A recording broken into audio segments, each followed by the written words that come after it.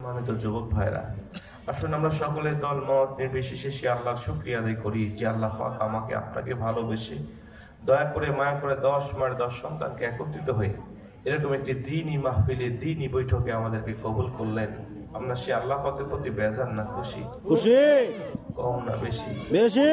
বেশি খুশি হলে আওয়াজটা বেশি হয় না কম হয়? বেশি। এরকম একটা আওয়াজ দিয়ে বলেন তো দেখি আলহামদুলিল্লাহ। আলহামদুলিল্লাহ। দুনিয়ার কোন সন্তান যখন মাকে মা বলে ডাক দেয়, বলেন তো মা বেজার হয় না খুশি হয়? খুশি হয়। সন্তান বাবাকে বাবা বলে ডাক দিলে বাবার কলিজা ঠান্ডা হয়ে যায়, ঠিক কিনা বলে? আল্লাহ পাক বলে বান্দা আমি আল্লাহ পাক তোমাকে সৃষ্টি করেছি, আর সৃষ্টি করার পরে তোমার মাকে মা বললে তোমার মা যেমন খুশি হয়, তোমার বাবাকে বাবা বলে ডাক দিলে তোমার বাবার কলিজা যেমন ঠান্ডা হয়, আমি আল্লাহকে কেউ যদি আল্লাহ বলে ডাক দেয় আর একবার শুকরিয়া আদায় করে নেয়, আমি আল্লাহ কিন্তু তাদের মতো খুশি হই না। আমি আল্লাহ কাদের মতো খুশি হই জানো? আমি আল্লাহ তোমাকে বলি শোনো, আমি আল্লাহ পাক পৃথিবীতে হাজার হাজার মাখলুকাত সৃষ্টি করেছি, তার মধ্যে একমাত্র মানুষ তোমাকে সৃষ্টি করেছি আমি শখ করে, বড় দয়া করে, বড় মায়া করে, নিজের কুদরতি হাতে সুন্দর একটা ডিজাইন দিয়ে। জোরে কোন সুবহানাল্লাহ। ইন্নামা আমরুহু ইযা আরাদা শাইআন আন ইয়াকুলা লাহু কুন ফায়াকুন। আমি আল্লাহ কোনো কিছু সৃষ্টি করতে গেলে আমার হাতের প্রয়োজন হয় না, আমি শুধু বলি কুন হয়ে যাও, সঙ্গে সঙ্গে সেটা ফায়াকুন হয়ে যায়। আসমান সৃষ্টি করেছি, কুন বলেছি ফায়াকুন হয়ে গেছে। জমিন সৃষ্টি করেছি, কুন বলেছি ফায়াকুন হয়ে গেছে। ফেরেশতা সৃষ্টি করেছি, কুন বলেছি ফায়াকুন হয়ে গেছে। যত সৃষ্টি তুমি দেখতে পাও শুধু কুন বলতে দেরি হয়েছে, ফায়াকুন হতে দেরি হয় নাই। তোমাকে কুন বললে তুমিও ফায়াকুন হয়ে যেতে, কিন্তু মানুষ তোমাকে কুন ফায়াকুন বলে সৃষ্টি করলে আমার তৃপ্তি হবে না। এজন্য আমি আল্লাহ নিজের কুদরতি হাত দিয়ে বড় সুন্দর আকার আকৃতি আর গঠন দিয়ে আমি আল্লাহ পাক তোমাকে তৈরি করেছি। আমি আল্লাহ পৃথিবীতে যত সৃষ্টি করেছি, কোন সৃষ্টি করার পরে আমি আল্লাহ তাদের প্রশংসা করি নাই। আসমান সৃষ্টি করে কোথাও বলি নাই যে আমি আল্লাহ আসমান সবচেয়ে সুন্দর করে বানিয়েছি। জমিন সৃষ্টি করে কোথাও বলি নাই যে জমিনকে সবচেয়ে সুন্দর আকৃতি দিয়ে তৈরি করেছি। আমি আল্লাহ ফেরেশতা সৃষ্টি করেও বলি নাই, জিন জাতিকেও সৃষ্টি করে বলি নাই এই জিন জাতি ফেরেশতা জাতিকে আমি আল্লাহ সবচেয়ে সুন্দর আকার আকৃতি আর গঠন দিয়ে তৈরি করেছি। কিন্তু মানুষ তোমাকে সৃষ্টি করার পরে পবিত্র কোরআনের ভিতরে এক নয় দুই নয় প্রায় চারটা কসম খেয়ে আমি আল্লাহ বলেছি, লাকাদ খালাকনাল ইনসানা ফি আহসানি তাকওয়িম। আমি আল্লাহ তুমি মানুষকে আকাশের চাঁদের থেকেও সুন্দর করে বানিয়েছি। সুবহানাল্লাহ। তোমার নাকের লাগাই নাকটা আমি আল্লাহ নিজের কুদরতি হাতে লাগাইছি। তোমার চোখের জায়গায় চক্ষু জোড়া আমি আল্লাহ নিজের কুদরতি হাতে লাগাইছি। আর বারবার তাকায় দেখছি তোমার চক্ষু জোড়া কোন জায়গায় থাকলে দুনিয়াতে তোমাকে সুন্দর দেখাবে। আমি আল্লাহর কাছে মনে হয়েছে যেখানে আমি আল্লাহ ঠিক লাগিয়েছি সেখানে আমি আল্লাহ কুদরতি হাত দিয়ে তোমাকে একটা সুন্দর জবানও দিয়ে দিয়েছি। ওই জবান দিয়ে যখন একবার আমি আল্লাহকে আল্লাহ বলে ডাক দাও, আমি আল্লাহ পাক ওই মায়ের থেকে ওই বাবার থেকে কোটি কোটি গুণ বেশি তোমার উপরে খুশি হয়ে যায়। নবীজি বলেন আল্লাহ পাক যখন অল্প সময়ের জন্য কোনো ব্যক্তির উপরে খুশি হয়ে যায়, অল্প সময়ের জন্য কোনো ব্যক্তির উপরে রাজি হয়ে যায়, ওই বান্দার ঠিকানা যদিও থাকে জাহান্নামে, শুধু অল্প সময় সন্তুষ্ট হওয়ার কারণে আল্লাহ তার ঠিকানা মুহূর্তের মধ্যেই জাহান্নামের তালিকা থেকে কেটে দিয়ে আল্লাহ জান্নাতি করে দেয়। সুবহানাল্লাহ। তাহলে বলেন আল্লাহকে খুশি করার দরকার আছে না নাই? আছে। আল্লাহকে সন্তুষ্ট করার দরকার আছে না নাই? আছে। সে আল্লাহকে সন্তুষ্ট করার জন্য একটা শুকরিয়ার আওয়াজ দেব আমরা। আমাদের আওয়াজ শুনে আশেপাশে যারা ঘোরাফেরা করছে ওরা যেন ভিতরে ঢুকতে পারে। একটা সুন্দর পরিবেশ করে আমরা আলোচনা শুরু করবো ইনশাআল্লাহ। পারবো তো? এরকম আওয়াজ দিতে পারবো তো ইনশাআল্লাহ? তাহলে শুকরিয়ার আওয়াজ দিচ্ছি সে আল্লাহ পাকের প্রতি যিনি শুনে লীলা নিমাময় মেঘ মুক্ত মহাকাশ, চন্দ্র সূর্য গ্রহ নক্ষত্র কীট পতঙ্গ সৌররাজি, আফ্রিকার গহীন বনে লুকিয়ে থাকা হিংস্র প্রাণী, সমুদ্রের তল তলে তলিয়ে থাকা নীল তিমি, পদতলের পিপিলিকা উড়ন্ত পক্ষীরাজি সহ আমাদের সকলের ক্ষুধার খাদ্য এবং পিপাসার পানির ব্যবস্থা করেন যে মহান সত্তা, ওই মহান মালিকের উপরে এমন একটি কণ্ঠ দিয়ে শুকরিয়ার আওয়াজ দিতে চাই। আমার আপনার আওয়াজ শুনে আশেপাশে যত ফেরেশতারা ঘেরাও করে দাঁড়িয়ে আছে, এই ফেরেশতা আল্লাহ পাকের কাছে গিয়ে সাক্ষ্য দিতে বাধ্য হবে, আল্লাহ চান্দপুর কোনাপাড়া জামে মসজিদ যুব সমাজ ও প্রবাসীদের উদ্যোগে যে মাহফিলের আয়োজন করা হয়েছে, এই মাহফিলে বসে তোমার কিছু পাগল বান্দারা তোমার শুকরিয়ার আওয়াজ দিতে গিয়ে তো মোহাব্বতে আওয়াজ দিয়েছে। আল্লাহ আমরা ফেরেশতারা তাদের উপরে সন্তুষ্ট হয়েছি আর তাদের জন্য দোয়া করছি যতক্ষণ পর্যন্ত এই মাহফিলটাকে তুমি কবুল না করবে, আল্লাহ এই শ্রোতাদের জীবনে গুনাহগুলো ক্ষমা না করবে, আল্লাহ এই যুবকদেরকে কবুল না করবে, এই প্রবাসীদেরকে কবুল না করবে, ততক্ষণ পর্যন্ত আমরা ফেরেশতারা তাদের জন্য তোমার কাছে হাত তুলে দোয়া করতেই থাকবো। জনগণ সুবহানাল্লাহ সুবহানাল্লাহ। এরকম একটা আওয়াজ দিয়ে বলেন তো দেখি আলহামদুলিল্লাহ আলহামদুলিল্লাহ। আল্লাহর দরুদ ও সালাম বর্ষায় সে মহান আল্লাহ তাআলার বন্ধুর উপরে, যিনি ছিলেন মক্কার মতি, মদিনার জ্যোতি, দুকুলের সাথী, বিশ্ব সভার সভাপতি, নবী মুকাররম, যিনি 63 বছর জিন্দেগিতে দুনিয়ার জমিনে শুধুমাত্র ইয়া রব্বি হাবলি উম্মতি বলে বলে দুনিয়ার জিন্দেগি যাপন করেছেন। আজও যেই নবী মদিনাতুল মুনাওয়ারা শুয়ে শুয়ে কাঁদছেন, কাল কিয়ামতের ময়দানে সমস্ত নবী রাসূল যখন ইয়া নাফসি করতে থাকবেন, সেদিনও আমার আপনার নবী জাহান্নামের গেটে সিজদায় পড়ে ইয়া রব্বি হাবলি উম্মতি বলে বলে কাঁদতে থাকবেন, ততক্ষণ এই গুনাহগার উম্মতের কপাল থেকে জাহান্নামের টিকিট ক্যান্সেল করে আমার আল্লাহ জান্নাত দিবেন না, যতক্ষণ জোরে কোন সুবহানাল্লাহ। সুবহানাল্লাহ। প্রাণ প্রিয় কিশোরগঞ্জবাসী, জানতে চাই আপনারা সকলে কেমন আছেন? আলহামদুলিল্লাহ। ওই নবীর উপরে একবার প্রাণ খুলে দরুদ ও সালাম পাঠাই, সকলে বলি সাল্লাল্লাহু আলাইহি ওয়াসাল্লাম। সম্মানিত কিশোরগঞ্জবাসী, আমরা আজকে ভূমিকা লম্বা করব না, সরাসরি আপনাদেরকে নিয়ে আলোচনা চলে যাবো ইনশাআল্লাহ। আলোচনা শুরুতে আপনাদেরকে স্মরণ করিয়ে দিতে চাই, আজকে 2024 সালের ডিসেম্বর মাসের আজকে কয় তারিখ? শেষ তারিখ। মানে আজকে রাত্রি আমাদের কাছ থেকে 2024 সাল বিদায় নিয়ে চলে যাচ্ছে, কথা বলে ঠিক কিনা? আর কয়েক মিনিট পরে মাত্র কয়েক মিনিট পরে আমাদের শুরু হবে 2025 সাল। নতুন একটা বছর আমাদের মাঝে আসতেছেন। এটা আমাদের বেজার হওয়ার বিষয় নাকি খুশি হওয়ার বিষয় বলেন তো? বেজার হওয়ার বিষয়। খুশি হওয়ার বিষয়। খুশি হয় অনেকেই আজকে আতশবাজি করবেন, অনেকেই বিভিন্ন রকম পটকা ফোটাবেন, অনেকেই বিভিন্নভাবে বিভিন্ন নেশার সাথে জড়িত হবেন। আজকে রাত্রিবেলায় তারা নতুন বছরকে সুগাবন করার জন্য, তারা গ্রহণ করার জন্য বিভিন্নভাবে অন্যায় অশ্লীল কাজের সাথে তারা লিপ্ত হবে। কিন্তু প্রকৃত মুমিন যারা, এরা কখনো এই কাজের সাথে লিপ্ত হবে না। তারা কেন হবে না জানেন? কারণ মুমিনের বিশ্বাস থাকবে যে আজকে আমার কাছ থেকে আরেকটি বছর আমার হায়াত থেকে কেটে চলে গেল, কথা বলে ঠিক কি? ওর বিশ্বাস থাকবে যে আমার হায়াতটা এক বছর কমে গেল, আমি মরণের এক ধাপ আগায় গেলাম, আমার কাছে আরেকটা নতুন বছর আসতেছে। বিগত বছরগুলো আমার জীবন থেকে অতিবাহিত চলে গেল, কারো বয়স 50 হয়েছে, কারো বয়স 40 হয়েছে, কারো বয়স 20 বছর হয়েছে, কিন্তু যার 20 বছর ছিল তার 21 বছর পার হয়ে গেল, যার 40 ছিল তার 41 হয়ে গেল, যার 50 ছিল তার 51 হয়ে গেল। আমার জীবনে যদি আমি 60 বছর হায়াত পেয়ে থাকি, আমার জীবন থেকে 51 বছর চলে গেল। ওর মনটা খারাপ হওয়ার বিষয়, আল্লাহর কাছে তওবা করার বিষয়, আল্লাহ পাকের কাছে অনুতপ্ত হওয়ার বিষয়। এটা বোমাবাজি করে, আতশবাজি করে খুশি হওয়ার কোনো বিষয় নয়, কথা কোন ঠিক? আপনাদের এই চান্দপুরের প্রবাসী এবং যুবকদেরকে আমি ধন্যবাদ জানাই, কারণ আজকে এমন একটা দিন তারা মাহফিলের আয়োজন করেছেন। আজকের এই দিনে আপনার খবর নিয়ে দেখেন, আপনার কিশোরগঞ্জ সদরে গিয়ে দেখেন, আপনার কিশোরগঞ্জ, আপনার কটিয়াদি গিয়ে দেখেন, আপনার বিভিন্ন শহরে গিয়ে দেখেন, আজকে আকাশের মধ্যে বিভিন্নভাবে আতশবাজি করে বিজাতিদের মতো তারা আজকে উৎসব করছে। অথচ নবীজি বলেন, যে ব্যক্তি বিজাতিদের সাথে উৎসবে মেতে ওঠে, বিজাতিদের কালচারের সাথে সে নিজের কালচারটাকে মিলিয়ে নেয়, আমি নবীজি বলছি, তাকে আমি আল্লাহ রাসূলের দলভুক্ত করব না, মানে আমি নবী তার উম্মত হিসাবে তাকে স্বীকারই করব না। আমি নবী তাকে উম্মত হিসাবে স্বীকারই করব না। কি হবে সেই দিন কিয়ামতের ময়দানে, কঠিন মুসিবতের সময় আমার নবী যদি আপনাকে উম্মত বলে স্বীকার না করে? প্রকৃত মুমিনের কাজ হবে, আমার জীবন থেকে একটা বছর চলে গেল, এই 2024 সালে আমি যত গুনাহ করেছি সব গুনাহ থেকে পবিত্রভাবে, পরিপূর্ণভাবে একটা কমপ্লিট তওবা করা, কথা বল ঠিক কিনা? এখন মুমিনের কাজ হবে আগামী 2025 সাল আমি কিভাবে কাটাবো, আমার 25 সালটা কিভাবে কাটবে। বিগত 24 সালে আমার কোন কোন ভুল ছিল, এই ভুলগুলো আমি ফেলে দেব, 25 সালে ওই ভুলগুলো আর করবো না। বিগত 24 সালে কোন কোন আমলগুলো আমি বেশি করেছি, ওই আমলগুলো 25 সালে আরো বাড়িয়ে দেব। এটা হবে মুমিনের টার্গেট। আমি প্রতিদিন 5 ওয়াক্ত নামাজ 25 সালে আমি কাজা করব না। আমি প্রতিদিন নবীজির উপরে দরুদ পাঠ করব, প্রতিদিন জিকির আজকার করব, প্রতিদিন কোরআন তেলাওয়াত করব। 25 সালে আমি কখনো মিথ্যা বলবো না। 25 সালে আমি সব সময় আল্লাহ পাকের পছন্দের বান্দা হিসাবে দুনিয়ার জমিনে আমি দিনটাকে কাটাবো, এই 2025 সালটা কাটাবো। এইটা যদি টার্গেট নিয়ে আপনি চলতে পারেন, তবেই আপনার জন্য 2025 সাল খুশির বিষয়, কথা কোন ঠিক কি? তা না হলে খুশি হওয়ার মতো কিছু নাই। আপনি খুশি হচ্ছেন যে 25 সাল চলে আসলো, খুশি হন না। আপনি আনন্দিত না হয়ে আপনি কষ্ট পান, আপনি আক্ষেপ করেন, আপনি দুঃখ প্রকাশ করেন যে আপনার হায়াত থেকে আরেকটা বছর চলে গেল। আল্লাহ পাক আমাদেরকে সঠিক বুঝদান করুন, জোরে করে আমিন। আরেকটু জোরে করে আমিন। আমরা 2025 সাল আমরা কিভাবে কাটাবো, আজকে থেকেই আমরা একটা শখ আঁকিয়ে নেব, আমরা একটা নিয়ত করে নেব। 2025 সাল হবে আমার ইবাদতের বছর, 2025 সাল হবে আল্লাহকে সন্তুষ্টের বছর, 2025 সাল হবে আমার আল্লাহ রাব্বুল আলামিন এবং তার নবীকে খুশি করার বছর। যে পাপগুলো আমি করেছি, সুদের সাথে জড়িত ছিলাম, আমি সুদ ত্যাগ করব। আমি পরকীয়ার সাথে জড়িত ছিলাম, পরকীয়া ত্যাগ করব। হারাম রিলেশনের সাথে আমি জড়িত ছিলাম, হারাম রিলেশন আমি ত্যাগ করব। আমি যত পাপ কাজ আমি করেছি, বাবা মাকে ভাত দেই নাই, বাবা মার হক আদায় করি নাই, সব কাজগুলো আমার জীবন থেকে আমি ছেড়ে দেব।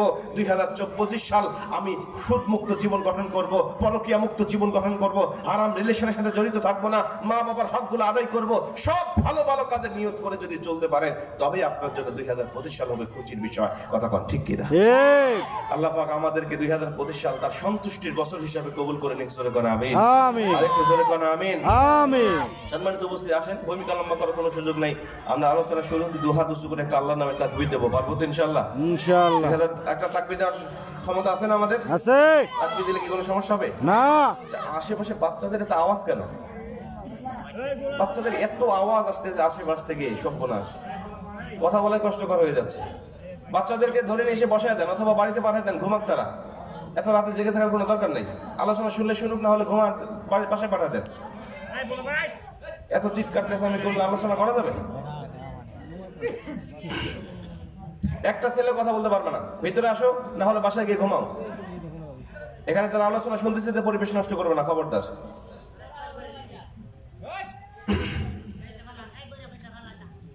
ভিতরে আসো, সবাই ভিতরে আসো। আলোচনা শুরুতে আমরা দু হাত উঁচু করে একটা আল্লাহর নামে তাকবীর দেবো, পারবো তো ইনশাআল্লাহ? ইনশাআল্লাহ। তাকবীর দিলে আপনাদের কিসের বাচ্চা কোনো সমস্যা হয়? না। কেউ কি রাজাকার আর মৌলবাদ বলে গালি দেয়? না। সেদিন চলে গেছে না? কি সেদিন চলে গেছে না? কখনোই ছিল না। তাকবীর নামাজ দিবেন। আগে তো মসজিদের ইমামরা জোরে তাকবীর দিয়ে নামাজ পড়াইতে ভয় পাইতো, যে কোন দিক দিয়ে রাজাকার আর মৌলবাদ বলে আমাদেরকে চালা দেয় কিনা। কথা কোন ঠিক কিনা? এখন তাকবীরের আওয়াজ দিয়ে দিতে এখান থেকে কটিয়াদি পর্যন্ত চলে যাবেন, কটিয়াদি থেকে কিশোরগঞ্জ পর্যন্ত চলে যাবেন, কোনো বাপের বেটার বাধা দিতে পারবে না। কথা কোন ঠিক কিনা? তাকবীরের আওয়াজের বাধা ছিল অতীতে, কিন্তু বাধা দিয়ে কি দমে রাখতে পারছে? না। এখনো তাকবীর আওয়াজের বাধা দিচ্ছে, কিন্তু দমে রাখতে পারবে না। এখন পর্যন্ত বাধা থাকবে, কিন্তু কেউ দমিয়ে রাখতে পারবে না। কথা বলেন ঠিক কিনা? নবীজি হাতের যখন ওমরে ফারুক কালেমা পড়ে মুসলমান হলেন, খোলা তলোয়ার নিয়ে আসছে ওমরে ফারুক। খোলা তলোয়ার নিয়ে এসে বলছে, নবীজি এই তলোয়ারটা নিয়ে আসছিলাম আপনার কল্লা কাটার জন্য। আবু জেহেল আমাকে বলেছিল 200 লাল উট আমাকে উপহার দিবে যদি আপনার কল্লা আমি কাটতে পারি। নবীজি লোভে পড়ে চলে এসেছিলাম, শয়তানের ধোকায় পড়ে বোকা হয়ে গিয়েছিলাম, আমি আপনার কল্লা কাটবো বলে 200 লাল উট আমি পাবো বলে।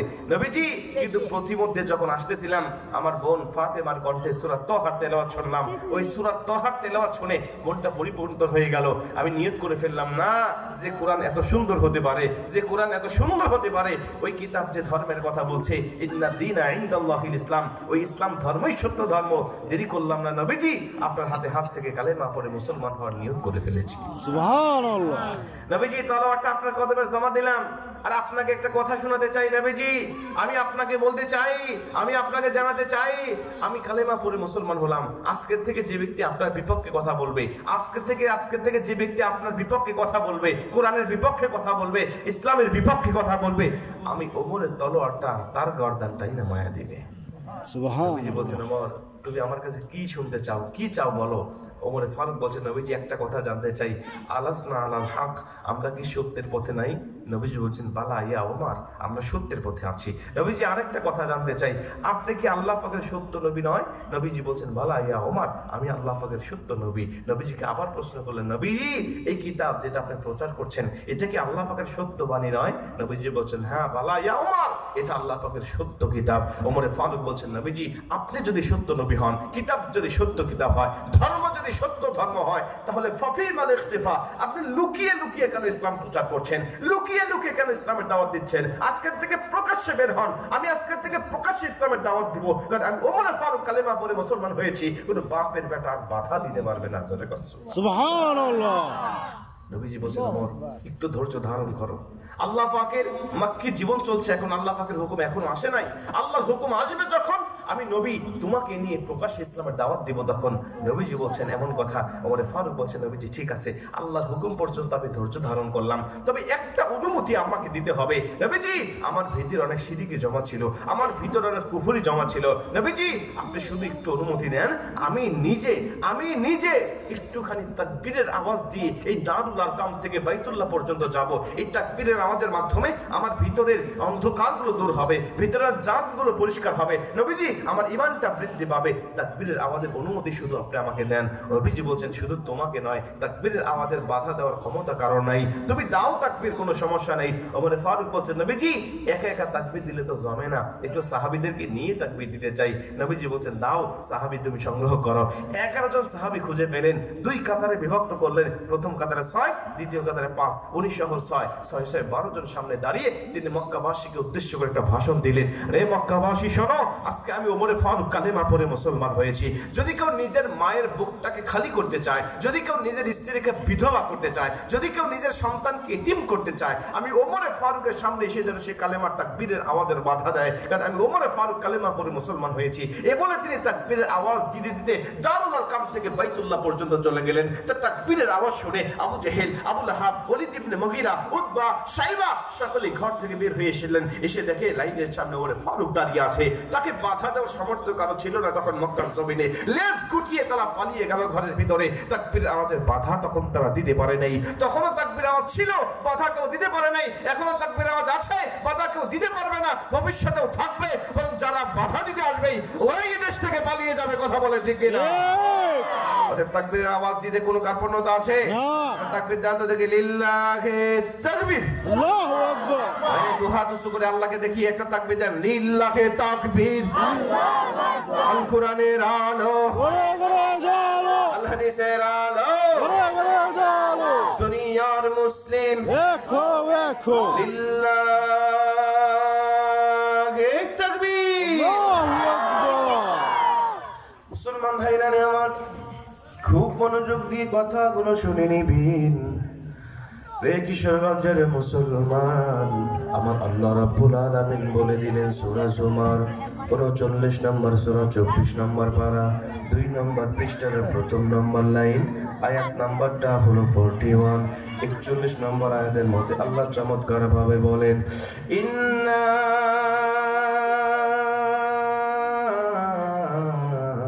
أنزلنا عليك الكتاب للناس بالحق فمن اهتدى فلنفسه ومن ضل فإنما يدل عليها وما أنت عليهم بوكيل।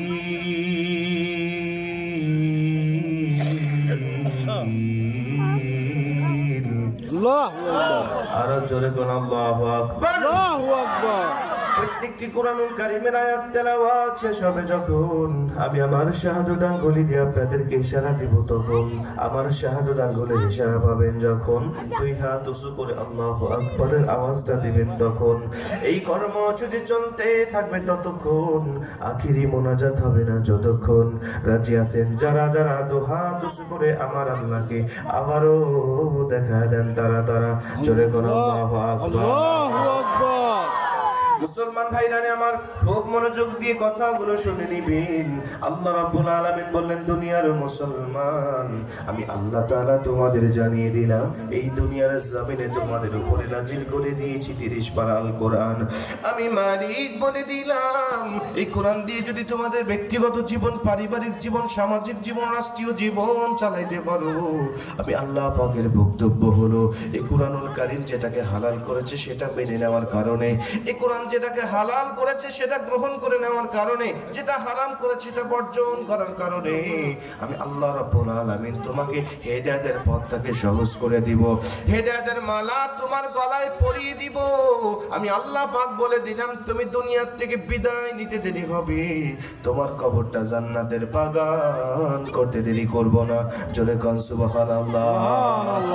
দুনিয়ার জমিন থেকে যখন কোনো ব্যক্তি আল্লাহ পাকের কোরআন অনুযায়ী জীবনটাকে গঠন করে বিদায় নিয়ে চলে যাবে, আমার আল্লাহ পাক বলেন দুনিয়ার জমিন থেকে বিদায় নিতে তার দেরি হবে, আমার আল্লাহ তার কবরটা জান্নাতের বাগান করতে দেরি করবে না। মুসলমান খুব মনোযোগ দিয়ে কথাগুলো শুনে নেবেন। নবীজি বলেন, যারা কোরআন অনুযায়ী নিজের জীবনটা গঠন করবে, জান্নাতের জন্য কিয়ামত পর্যন্ত তাদের অপেক্ষা করার প্রয়োজন হবে না। জান্নাতে যাওয়ার জন্য শুধু বাধা থাকবে একটা, তারা মরে না। এই মরণটাই শুধু জান্নাতে যাওয়ার জন্য বাধা। ওরা মরণ যখন হয়ে যাবে, মরণ যখন তারা পেয়ে যাবে, আমি আল্লাহ সরাসরি তাদেরকে জান্নাতের ভিতরে ঢুকায় দেব। জোরে কোন সুবহানাল্লাহ। মুসলমান বন্ধু আমার, খুব মনোযোগ দিয়ে কথাগুলো শুনে নেবেন। আজকের আলোচনার প্রতি যদি আপনার একটুখানি মনোযোগ থাকে, আমি বিশ্বাস থেকে বলতে পারি আজকের আলোচনা তার আল্লাহ পাক আপনার ঈমানটাকে বৃদ্ধি করে দিবে। কিন্তু শুধু একটু মনোযোগ আমি আপনাদের কাছে চাচ্ছি মুসলমান বন্ধু আমার।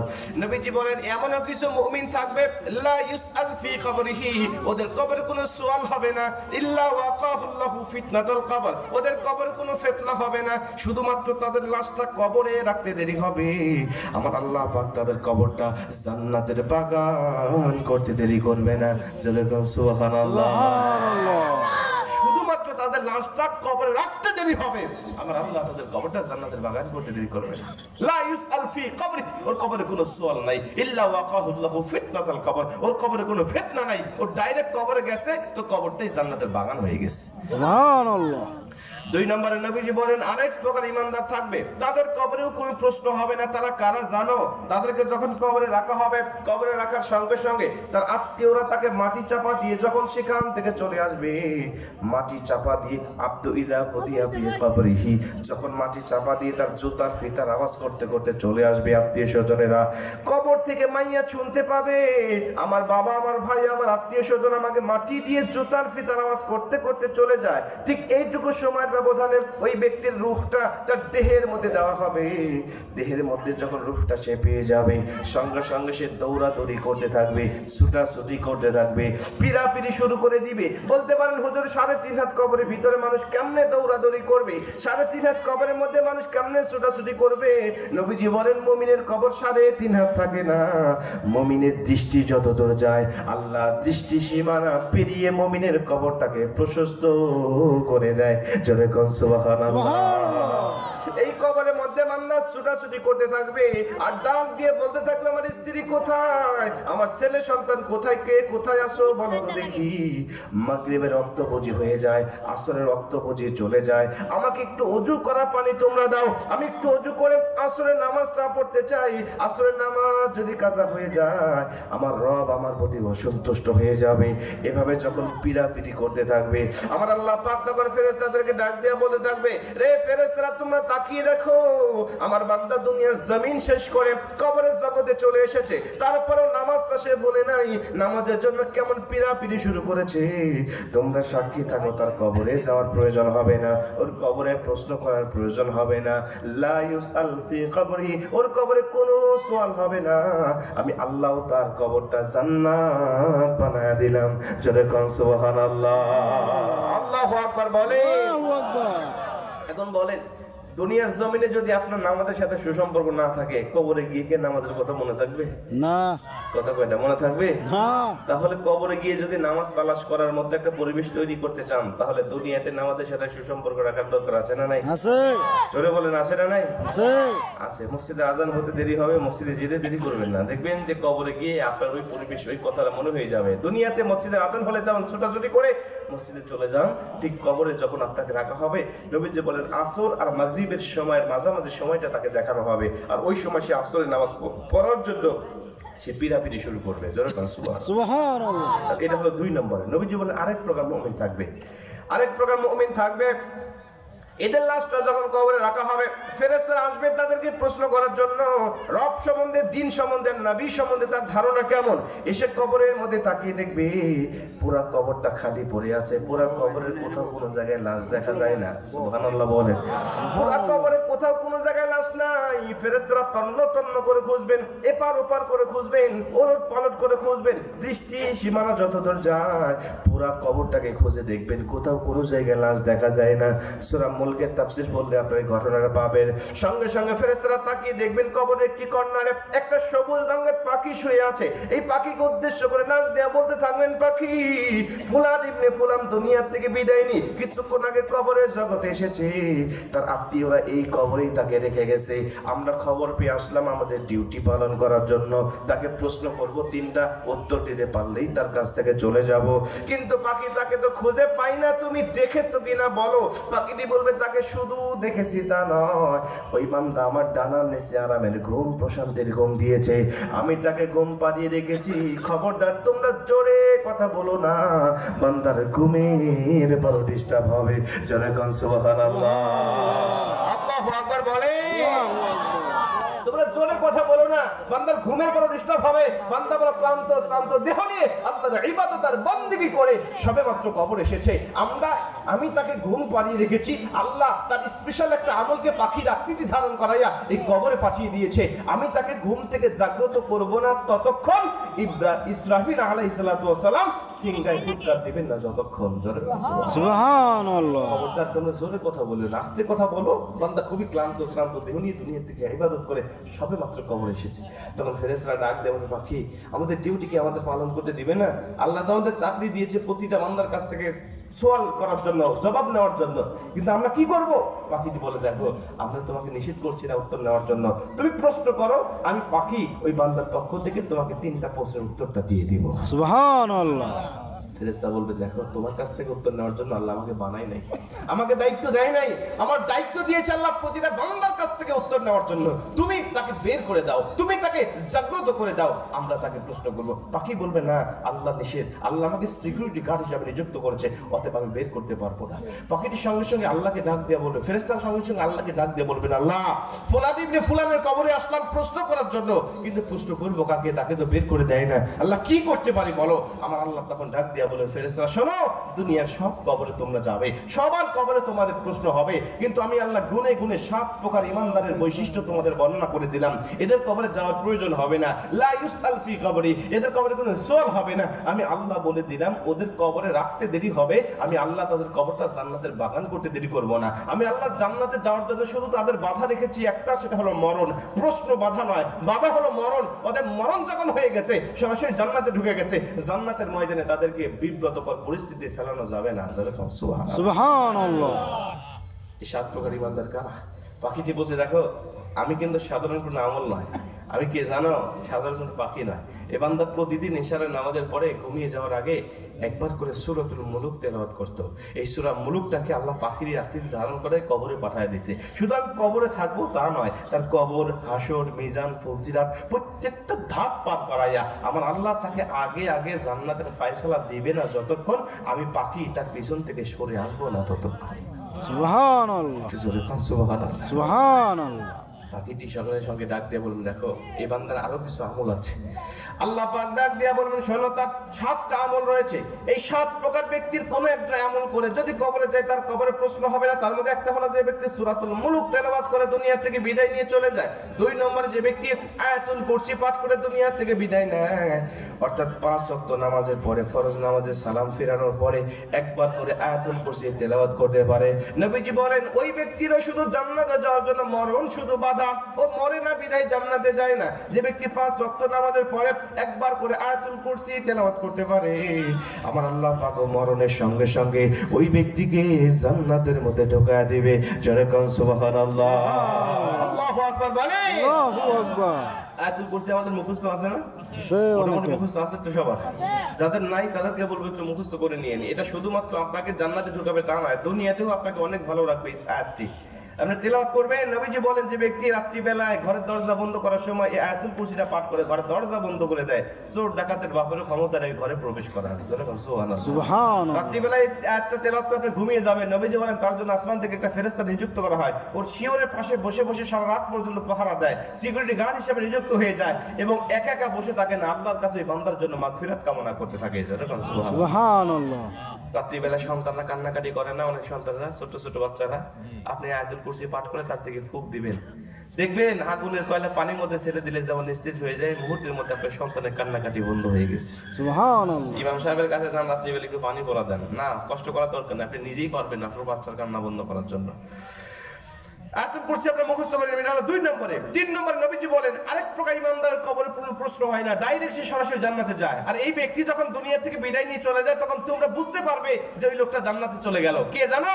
আমার নবী বলেন, মান কানা আখিরু কালামিহি লা ইলাহা ইল্লাল্লাহ ফাদাখালাল জান্নাহ। যে ব্যক্তি মরণের সময় একবার লা ইলাহা ইল্লাল্লাহ পাঠ করতে করতে দুনিয়া থেকে বিদায় নিয়ে চলে গেছে, আমি নবীজি বললাম খুশ নসিব, ফাদাখালাল জান্নাহ, আমার আল্লাহ তাকে সরাসরি জান্নাতের মধ্যে ঢুকায় দিয়েছে। সুবহানাল্লাহ। মান কানা আখিরু কালামিহি লা ইলাহা ইল্লাল্লাহ। কালেমা পাঠ করতে করতে মারা যাবেন, আপনার শেষ কথাটা হয়ে যাবে লা ইলাহা ইল্লাল্লাহ, সরাসরি আপনার জান্নাতের মধ্যে চলে যাবেন। নবীজি আরেকটা হাদিসের মধ্যে জন্য বলেন লাকিনু মান তাকুম লা ইলাহা ইল্লাল্লাহ, তোমরা কোন মুমূর্ষু ব্যক্তিকে যখন দেখতে যাবে, মৃত্যু সজ্জায় যখন শায়িত হয়ে যায় এমন ব্যক্তিকে যখন তোমরা দেখতে যাবে, তার কাছে গিয়ে দুনিয়াবি কোনো খোঁজ গল্প করবে না, ওর কাছে গিয়ে তোমরা শুধুমাত্র কালেমার তালকিন দিতে থাকবে, লা ইলাহা ইল্লাল্লাহ তোমরা পাঠ করতে থাকবে। ওকে জোর করবে না, বলবে না আপনি কালেমা পড়েন এবং জোরও তাকে করবে না, তুমি নিজে কালেমা পড়তে থাকো। ওকে যদি জোর করো, ওর তো মরণের সাকরাত শুরু হয়ে গেছে, তোমার জোর করা দেখে সে কালেমাকে অস্বীকার করে বসতে পারে। এজন্য তুমি যদি নিজে উচ্চস্বরে কালেমা পাঠ করতে পারো, আমি নবী বলে দিলাম তোমার কালেমা পাঠ করা দেখে ও যদি তোমার ঠোঁটের সাথে ঠোঁট মিলিয়ে, মুখের সাথে মুখ মিলিয়ে একবার কালেমা পড়তে পারে, আমি নবী বলে দিলাম তারপরেও আমার আল্লাহ পাক তার সব গুনাহ মাফ করে সরাসরি জান্নাতের মধ্যে ঢুকায় দিবে। জোরে কোন সুবহানাল্লাহ। 3 নম্বরে, এটা 3 নম্বর। 4 নম্বরে নবীজি বলেন মা মিন মুসলিমিনা ইয়ামুতু ইয়াউমুল জুমআতি আও লাইলাতিল জুমআ ইল্লা ওয়াকাহুল্লাহু ফিতনাতুল কবর। অর্থ শোনার আগে একবার কোন সুবহানাল্লাহ। সুবহানাল্লাহ। একটু জোরে কোন সুবহানাল্লাহ। সুবহানাল্লাহ। এই হাদিসটা শুনে আপনারা খুশি হয়ে যাবেন। নবীজি বলেন মা মিন মুসলিমিনা ইয়ামুতু ইয়াউমুল জুমআতি আও লাইলাতিল জুমআ ইল্লা ওয়াকাহুল্লাহু ফিতনাতুল কবর। যে ব্যক্তি জুমার রাতে আর জুমার দিনে দুনিয়া থেকে বিদায় নিয়ে চলে যায়, আমার আল্লাহ পাক তাকে সরাসরি জান্নাতের মধ্যে ঢুকিয়ে দেয়। সুবহানাল্লাহ। ইল্লা ওয়াকাহুল্লাহু ফিতনাতুল কবর, এবং তার সব কবরের ফিতনা থেকে আল্লাহ পাক সম্পূর্ণ তাকে বাঁচিয়ে দেয়। কোন দিনে? জুমার দিন আর জুমার রাত। জুমার রাত কোন দিনকে বলা হয়? বৃহস্পতিবার দিবাগত রাত্রে। আর জুমার দিন বলা হয় শুক্রবার দিনে। এই দুইটা সময় যদি কেউ মারা যায়, সরাসরি সুসংবাদ সে জান্নাতে মরণ পায়। এখন এই হাদিসটা শোনার পরে আপনাদের সকলের অন্তরে একটা প্রশ্ন আসছে, আমি জানি, সেটা হলো হুজুর আমাদের সমাজ থেকে অনেক সুদ করে তো জুমার দিনে মারা যায়। প্রশ্ন আসে নাই?